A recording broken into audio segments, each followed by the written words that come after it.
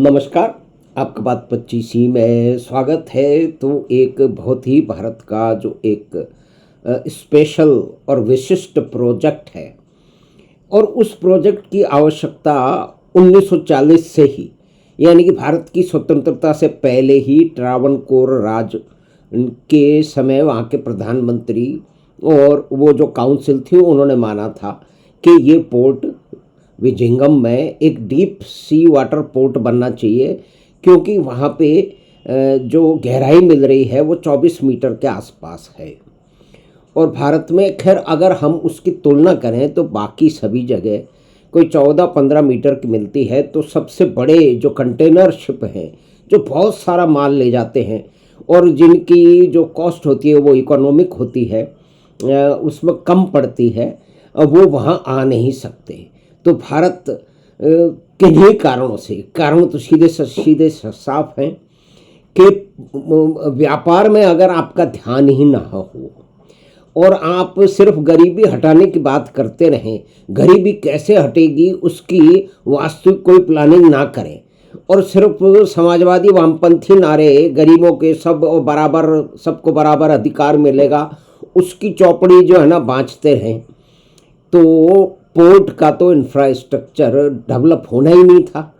क्योंकि पोर्ट किस लिए चाहिए? पोर्ट व्यापार के लिए चाहिए और समाजवादी और वामपंथियों को व्यापार करना ही नहीं है। तो भारत के जो नीति निर्धारक हैं, राजनेता हैं, बड़े बड़े मंत्री हैं, बड़े बड़े अफसर हैं, उन पे आज भी समाजवाद का सांप उनके गले में पड़ा हुआ है। पहले से उसकी जो जकड़ है, पकड़ है, वो कम हुई है। तो उसी का तो कारण है कि 80 साल बाद भी, 80 से अधिक साल, 85 साल बाद जो है विजिंगम का deep sea water multipurpose port जो है वो सामने आके खड़ा हो रहा है। और इसके अंदर अजीब अजीब किस्म की धारणाएं हैं। पहले बात तो ये कि अडानी को क्यों बेच दिया गया, देश बेच दिया गया, अडानी को सब कुछ अडानी को बेच देंगे। अरे तो भाई जो भी सरकारें थी, मतलब केरल में तो कोई दक्षिण पंथियों की या कि आरएसएस की सरकार रही नहीं है। वहाँ तो पूरी की पूरी सरकारें कांग्रेस की रही और वामपंथियों की रही, जो एक ही तरह के तबके से आते हैं करीब करीब। और ये बात ज़रूर है कि पोर्ट का जब असली डेवलपमेंट आया वो कब आया? वो आया 2015 के बाद में। 2015 के बाद क्यों आया? 2015 के बाद में यूँ आया कि दिल्ली में एक सरकार में परिवर्तन हुआ और उसने जो है वो पीपीपी, प्राइवेट जो है वो पब्लिक प्राइवेट पार्टनरशिप में इस प्रोजेक्ट को ला दिया। तो उसके कारण जो है कुछ दुनिया भर में जो है वो इंटरनेशनल बिडिंग की गई। तो ये इंटरनेशनल बिडिंग जो है, ये इंटरनेशनल बिडिंग तो आप समझिए कि 90 के दशक से लेकर के 2010-12 तक होती रही, खूब बार हुई। दुनिया भर की कंपनियां आई, कुछ भारत की कंपनियां भी आई, लेकिन प्रोजेक्ट के अंदर जो है वो जोखिम इतना ज़्यादा था, रिस्क फैक्टर इतना ज़्यादा था और पॉलिटिकल झंझट का खतरा वहाँ पे मंडरा रहा था। भाई इस तरह के जो भी विकास के प्रोजेक्ट होते हैं, अभी उसके पास में एक मछुआरों का गांव है। अब मछुआरे वहाँ पे अपने मतलब पता नहीं कब से, सैकड़ों सालों से अपनी मछली पकड़ करके अपनी जो है वो जीविका कमाते चले आए हैं। इस प्रोजेक्ट को उससे थोड़ा सा हटके लगाया गया है। और फिर इस तरह के जो प्रोजेक्ट लगाए जाते हैं, बड़े बड़े शिप आते हैं, तो उसमें समुद्र की जो भारी भारी लहरें आती हैं उनके असर से बचने के लिए एक ब्रेक वॉल बनाई जाती है। ये ब्रेक वॉल बनाने से मछुआरों को लगा, और ये सही भी है, कि भाई उनकी तरफ समुद्र का बहाव कम हो जाएगा और उस तरह से उनकी जीविका में खतरा मंडरा जाएगा। फिर यहाँ पे राजनीति भी खूब हुई कि भारत में कोई भी प्रोजेक्ट, भारत और चीन की अगर हम तुलना करें, भारत की चीन की तुलना एक चांद से कर लेते हैं। जो मैं बार बार कई बार निवेदन करता रहता हूँ कि भारत में पहली जो है ना वो बुलेट ट्रेन 508 किलोमीटर की बम्बई बीकेसी और अहमदाबाद के बीच में चलने वाली है और वो पहली बार चलेगी अभी साल या 1 से 2 साल में। लेकिन उसका विरोध हो रहा है कि हमें गरीबी हटानी, हमें ट्रेन नहीं चाहिए। वह हाई स्पीड ट्रेन से आपके सारे के सारे व्यापार धंधे जो हैं उसके ऊपर असर पड़ता है। और हाई स्पीड ट्रेन का नेटवर्क हमारे यहाँ तो कुछ हज़ार किलोमीटर का अब हुआ है शायद, 1000 2000 का हो गया होगा मैक्सिमम, मान लीजिए। मेरे ख्याल में 1000-1500 के बीच का ही है सारा मेट्रो रेल, और ये जो है ना स्पीड की वंदे भारत वगैरह जोड़ लिया जाए। लेकिन चाइना में 31-35 हजार किलोमीटर हाई स्पीड ट्रेन का है, तो उसके कारण उनकी जो ट्रांजैक्शनल कॉस्ट है, ट्रांसपोर्टेशन कॉस्ट है, वो भारत से बहुत कम है। लेकिन इसकी समझ कोई क्यों करे? भाई समाजवादी और वामपंथी तो करेंगे नहीं, क्योंकि वो तो 1970 के, 1950 के, 1960 के नारों में अटके हुए हैं। उनको पता ही नहीं चला कि 1967 में जिस तरह से, जिस महान क्रांति पे वो आज मूछ मरोड़ते हैं, है ना, कि जो नक्सलवाड़ी की क्रांति हुई थी, उसके 10 साल बाद तो चीन पूरा का पूरा बदल गया। वो उस कैपिटलिस्ट सिस्टम के लिए चला गया जिसके लिए माओ लड़ता रहा। अंत में वो शायद थोड़ा सा समझ आने लगा था, लेकिन देंग को पूरा ही समझ में आ गया। अब माओ से लेकर के आज तक चीन में कितने जो है वो वहाँ के शासक हुए हैं।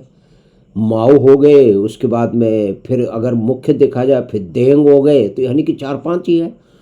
भारत में तो हमारे कितने सारे प्रधानमंत्री बदल गए। तो एक डेमोक्रेटिक सिस्टम और एक क्लोजली सेंट्रली कंट्रोल्ड इकोनॉमी की बात अलग है। फिर दूसरी बात यह कि हमें तो प्रेमचंद की कहानियों के हिसाब से लोगों को रोजगार देना है, सरकारी क्षेत्र में रोजगार देना है। और हमने एक ऐसा सिस्टम क्रिएट कर दिया है कि जिसके अंदर गुणवत्ता जो है और कौशल है उस पर तो धूल डाली जाती है। तो भाई भारत में विदेश में जो बाहर गए उनके लिए अपॉर्चुनिटी नहीं थी, क्योंकि उस तरफ हमने बड़ी बड़ी शिक्षा के लिए कुछ संस्थान खड़े हो गए कई कारणों से। लेकिन फिर उनके उसमें आगे काम करने की और आगे पढ़ाई की कोई व्यवस्था नहीं थी। तो खैर हम शिक्षा के क्षेत्र से फिर पोर्ट पे आ जाते हैं कि 14-15 तक देखिए, कहीं ना कहीं तो हमें कंपैरिजन करना पड़ेगा कि उस समय भारत में जो पोर्ट थे उसका टर्न अराउंड टाइम, यानी कि एक शिप आया, उसने अपना सामान उतारा और फिर उसको पे दूसरा सामान जो जाने वाला है वो लादा, वो करीब 90 से 100 घंटे लगते थे। 90 से 100 घंटे। और जबकि इंटरनेशनल यानी कि अंतर्राष्ट्रीय मानदंड क्या थे? 24 से 25 घंटे, मैक्सिमम 30 घंटे लगते थे।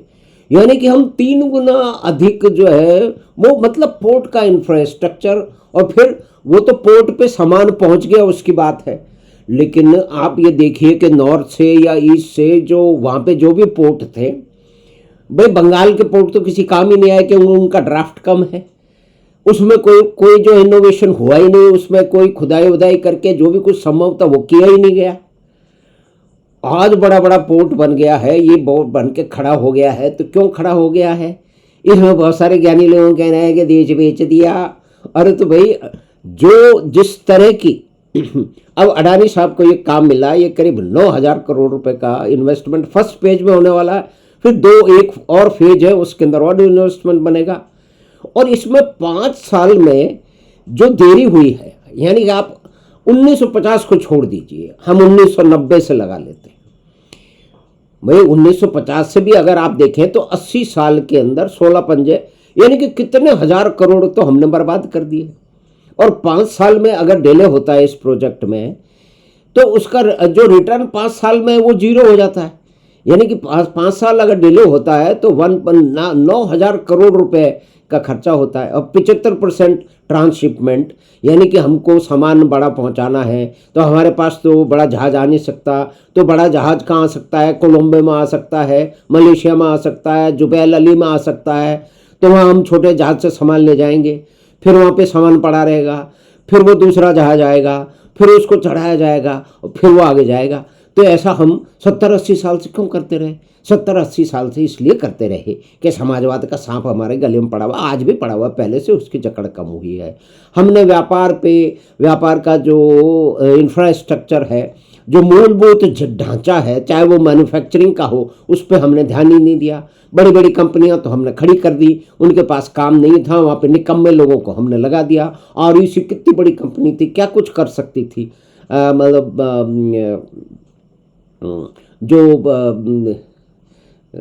जो रांची में कंपनी है, heavy engineering corporation of India, उसकी बात कर रहे हैं हम, लेकिन नहीं कर पाए। और भाई इसमें भारत के अंदर मतलब 1900 के आरंभ में 1908 या 10 के आरंभ में स्टील प्लांट किसने लगाया? वो तो जमशेदजी टाटा ने लगाया, बाकी सारे प्लांट तो बाद में लगे।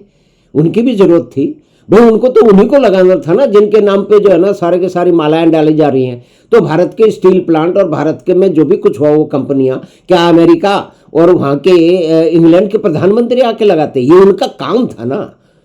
लेकिन इस काम को एहसान बताया जा रहा है कि देश पे बड़ा एहसान कर दिया। खैर, हम राजनीतिक चर्चा में नहीं जा रहे, हम वास्तविकता की स्थिति कर रहे हैं। निश्चय ही इस देश के ऊपर सवार जो मतलब जो विचारधारा है उसने ये कबाड़ा किया है कि आपको आज भी भारत के अंदर 64 करोड़ से अधिक जॉब अपॉर्चुनिटीज हैं और इन्फ्लेशन 5% से नीचे है। लेकिन फिर भी हम सुनते हैं कि महंगाई और बेरोजगारी, उसका कोई बेस तो है नहीं। यानी कि सभी लोग, यानी कि राष्ट्रवादी लोग भी इन जो है वो आंकड़ों को देखते नहीं हैं। जो आरबीआई के आंकड़े हैं, जो एसबीआई के आंकड़े हैं, उनका एक स्टैटिस्टिकल मेथड है, उससे वो निकालते हैं। तो ये इतना विशाल, इतना आधुनिक पोर्ट, जो कि चलिए 40 में नहीं हुआ, मतलब भारत स्वतंत्र हो रहा था, एक अलग तरह की परिस्थिति थी भाई। 50 में नहीं हुआ, सारी की परिस्थितियाँ हो रही थी। 60 में नहीं हुआ, 70 में तो चीन ने तो अमूलचूल परिवर्तन करना शुरू कर दिया। हमारे देश के कर्णधारों को, हमारे देश के बुद्धिजीवियों को, जिनका काम ये था कि चीन पे और जो है ना वो पूर्वी जो है वो पूर्व पे ध्यान रखे वहाँ क्या हो रहा है, उन्होंने ध्यान ही नहीं रखा। हमारे यहाँ तो जो है वो गरीब जो है वो वामपंथ और समाजवाद की जो है वो ढोल बजाए जा रहे थे। क्योंकि जब चाइना पूरी की पूरी उसको, क्योंकि ये सारी चीज़ें जुड़ी हुई हैं। हम पीछे इसलिए रखे गए हैं कि हमारे विचारधारा कारण और हमारे जो एंटी बिजनेस जो सोच है राजनीतिज्ञों की और ब्यूरोक्रेट्स की, बड़े बड़े ब्यूरोक्रेट्स की, वो बदली है पूरी तरह से, अभी भी बदली नहीं है। 1951 के का जो भी कुछ वो था, जो ट्रांसफॉर्मेशन था, वो बंगाल में पहुंचा ही नहीं, क्योंकि बंगाल उसको लेने के लिए तैयार ही नहीं है। क्योंकि बंगाल एक अलग तरह की मानसिकता से गुजरता रहा था और वही बंगाल था भाई। बंगाल को नष्ट वामपंथियों और उनके साथियों ने किया, तो बंगाल को नष्ट नहीं हुआ, वो भारत को नष्ट किया गया। तो एक वाइडर पर्सपेक्टिव की हम बात कर रहे हैं कि हमारा पोर्ट इंफ्रास्ट्रक्चर हमेशा पिछड़ा हुआ रहा है, क्योंकि हम पिछड़ा हुआ रहने के लिए हम अभिशप्त हैं। और कोई भी भारत का बड़ा प्रोजेक्ट 40-50 साल पहले तो होता नहीं है, चीन में वो 5 साल में खड़ा हो जाता है। तो चीन तो एक आर्मी कैंटोनमेंट की तरह है जहाँ सब कुछ चीज़ें व्यवस्थित हैं। लेकिन भारत एक जो है वो उथल पुथल भरे हुए और उत्पात की संभावना 24 घंटे और कई तरह की कमियों से, कई तरह की समस्याओं से जूझता हुआ एक कस्बा टाइप है। बस जो है वो शंघाई जैसा शहर हमारे देश में एक भी नहीं है। क्यों नहीं है? क्योंकि हमने उस तरह का व्यापार क्रिएट ही नहीं किया है। और आईटी के ऊपर जो भी कुछ हमने किया है उसमें भी हमारी तरफ से बहुत कमियां रही हैं, इनोवेशन की कमियां रही हैं। तो उसका आने वाले समय में अभी भी स्टॉक मार्केट में जो आईटी के शेयर हैं वो नीचे क्यों चले गए हैं। तो खैर, हम बहुत सारी बात इसलिए कर रहे हैं कि ये प्रिपेक्ष समझना पड़ेगा भाई। पोर्ट में भारत में क्या हुआ, तो एक उदाहरण की तरह से हमने लिया है इसको, विझंजम के पोर्ट को, जिसकी आवश्यकता 1940 में ही समझ ली गई थी। लेकिन 2015 तक तो कोई सीरियस बिड हुआ ही नहीं, क्योंकि बिडिंग के जो मानदंड थे, जिनकी जो धाराएं थी, उनकी जो लैंग्वेज थी, वो इन्वेस्टर के सामने वो सही थी ही नहीं। फिर भारत की जो उथल पुथल की राजनीति है, मुख्य रूप से केरल की राजनीति है, जहाँ पे वामपंथियों और दूसरे उसी तरह के लेफ्ट का एक बहुत ही बड़ा वर्चस्व रहा है। तो वहाँ पे राजनीतिक अस्थिरता और इस प्रोजेक्ट को देरी होना इसके अंदर संभव था। तो इसके कारण कोई आया नहीं। एल&टी वगैरह, लैंको वगैरह और कुछ विदेशी कंपनियों ने भी, जब केरल की गवर्नमेंट ने बार बार इसको इंटरनेशनल टेंडर डाला, लेकिन देश भेज दिया गया। हमारे देश के अंदर जिनको व्यापार की जो है ना कोई समझ नहीं है, जिनको सिर्फ एक द्वेषपूर्ण और खून फैलाने वाली विचारधारा से चिपके हुए बूढ़े बूढ़े लोग हैं, उनको बस इतना ही दिखता है भाई अडानी के पास में वो स्थान है। और इस तरह के बड़े जो है वो क्यों नहीं होने चाहिए भाई, बड़े संस्थान जो है प्राइवेट सेक्टर में क्यों नहीं होने चाहिए। भाई 1991 की जो भी लिबरलाइजेशन था, तो उसमें सबसे बड़ा प्रतीक है गौतम अडानी, जो कि अपनी पढ़ाई बीकॉम की पढ़ाई छोड़ करके गए, हीरा सॉर्टिंग का काम किया बम्बई में, फिर उसमें महारत हासिल करी और इतना बड़ा एक जो है वो निजी क्षेत्र का व्यापार स्थापित किया है। और उनको पॉलिटिकल रिस्क कितनी है ये हम पहले भी देख चुके हैं। ये हिंडनबर्ग इनके ऊपर क्यों हो रहे हैं, तो लेकिन फिर भी इसके बाद में भी सिर्फ अडानी थे तो ये प्रोजेक्ट लग पाया, नहीं तो कोई विदेशी भी नहीं आता। इसमें ये एक मतलब इतनी ज़्यादा इसके अंदर माथापोड़ी हुई है, इसमें इतनी ज़्यादा बार, कई बार तो जो है वो मछुआरे हैं उनको उत्तेजित किया गया, कई बार इसमें चर्च वगैरह की सहायता लेकर के इस प्रोजेक्ट को एक एक साल डिले किया गया, और एक साल के डिले में करीब 200 जो है वो मिलियन डॉलर जो है वो कॉस्ट बढ़ जाती थी। तो हर 5 साल में 9,000 की कॉस्ट बढ़ाता हुआ ये प्रोजेक्ट इस देश पीछे रहने के अंदर ये है कि 40-50 साल पहले इस तरह का कोई विशाल प्रोजेक्ट भारत में संभव ही नहीं है, क्योंकि कई तरह की हम समस्याओं से, राजनीतिक जो विचारधारा है उसका प्रभाव है, समाजवाद का सांप तो पहले से जकड़ उसकी कम हुई है। ये विजयजंग का पोर्ट लग पाया, ये उसी का एक परिणाम है। लेकिन यहाँ पे ऐसे ज्ञानियों की कमी नहीं है जो कि कहोगे देश बेच दिया, विजयजंगम का पोर्ट बेच दिया। लेकिन इस परिप्रेक्ष्य में आप देखिए कि 40 साल का कॉन्ट्रैक्ट दे दिया गया है अडानी साहब को, की कंपनी को, Adani ports and special economic zone limited को। और अगर निवेश की बात की जाए तो अडानी ग्रुप में कहते हैं कि इसके अंदर निश्चय ही कोई निवेश करना हो तो आप बातचीत अपने जो वित्तीय सलाहकार से अवश्य करें कि ये कंपनी एक बहुत ही आगे इसके अंदर उत्थान की संभावनाएं तो हैं। तो अडानी साहब को देश भेज दिया गया, क्यों? क्योंकि उनको जो अरे भाई कोई दूसरा लेने को तैयार नहीं था, और इतनी बड़ी रिस्क अडानी साहब अब बड़े बने हैं तो उतने रिस्क लेने की कोशिश में ना, तभी उनको 40 साल का कॉन्ट्रैक्ट दिया गया। और इसकी एक एक लाइन पर पे कई जो है ब्यूरोक्रेट है और लॉयर हैं, वो सारे के सारे बैठे हैं। और फिर क्योंकि हम मान के चलते हैं कि कोई भी काम होगा उसके अंदर हेरा फेरी होगी। इसका रिकॉर्ड भी रहा है, जल बंद मिशन में कैसे कैसे लोग जेल में बंद हैं, आप देख लीजिए। तो फिर भी हमने मोटा मोटा एक बैकग्राउंड के साथ में हमने बात की कि कभी हमारे देश का पोर्ट इंफ्रास्ट्रक्चर, इसका मूलभूत ढांचा जो बंदरगाहों का है, वो कभी वो जिस तरह से होना चाहिए था हुआ ही नहीं, क्योंकि 3 गुना समय हमारे पोर्ट ले रहे थे। उन पोर्ट की दूसरे जो औद्योगिक क्षेत्र हैं उनके साथ में कनेक्टिविटी की समस्या है, उसकी सड़कें ठीक नहीं है, यानी कि एक पूरा इंफ्रास्ट्रक्चर की समस्याएं थी। उन समस्याओं को 2014 के बाद में निश्चय ही, चाहे आप इन्वेस्टमेंट की बात देख लें, चाहे आप उसकी बात देख लें, यहाँ सड़क के खड्डों की बात हो जाएगी, भाई इस तरह का चीज़ होती रहेंगी। इसके अंदर निश्चय उसको ठीक करना पड़ेगा। और भ्रष्टाचार तो हमारे देश की रग रग में घुसा हुआ है, तो जहाँ जिसको मौका मिलता है, और गलती भी है क्योंकि हमने इनकॉम्पिटेंट लोगों को भी तो बिठा रखा है ना निर्णय की स्थिति में, तो ये भी तो एक बात है। तो हमें आशा है कि ये बातचीत जो कि अडानी साहब को मिले हुए विजयजंग के जो है ना multipurpose international deep sea port के बात में थी, इसके बारे में अधिकतर जानकारी नहीं है। इसमें तो माना तो यही जा रहा है देश के गानियों द्वारा, पत्रकारों द्वारा, पेंटरों द्वारा कि देश बेच दिया, अडानी को बेच दिया। अरे भाई अडानी है तो ये प्रोजेक्ट लग गया। तो हमें आशा है कि बातचीत आपको पसंद आई होगी। तो आप चैनल बात 25 को सब्सक्राइब करें, लिंक अपने मित्रों और परिवार के साथ साझा करें। हम आपसे फिर मिलेंगे बात 25 के अगली बात में। धन्यवाद, नमस्कार।